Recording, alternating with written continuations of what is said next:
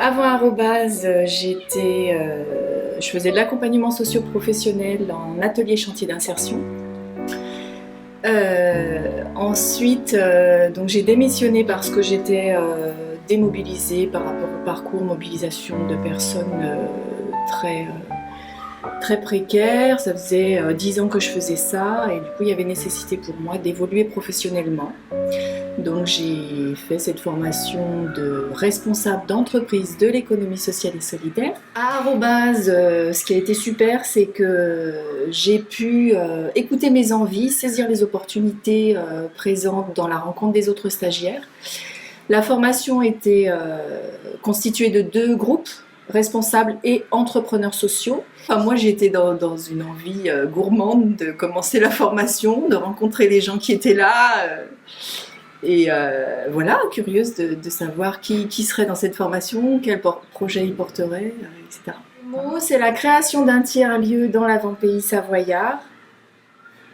Donc un tiers-lieu, c'est quoi? C'est l'idée de mutualiser des espaces dans un lieu qui propose de nouvelles formes de collaboration et de travail. Un lieu qui soit hybride, ouvert, créé avec et pour les professionnels, les associations et les habitants du territoire. Pour moi, à Arobase, la première chose que ça m'a apporté, c'est le groupe, c'est la richesse du groupe et c'est le travail en groupe avec des gens qu'on ne connaît pas forcément, qui n'ont pas forcément les mêmes expériences professionnelles, les mêmes compétences, avec qui on a des contraintes souvent en timing assez restreintes. Après, il y a eu aussi la richesse des intervenants dans leur diversité, qui était parfois pas forcément ce qu'on était venu chercher par rapport à ce qu'on avait comme représentation de l'économie sociale et solidaire, parfois qui donnait de l'énergie, qui donnait des positionnements.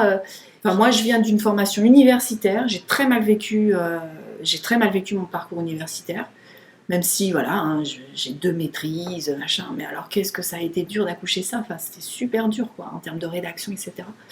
Ici, ça démystifie complètement le rapport à l'apprentissage en fait. Le travail en groupe, je pense que c'est quelque chose de très important ici, que bah oui, il faut apprendre à travailler ensemble.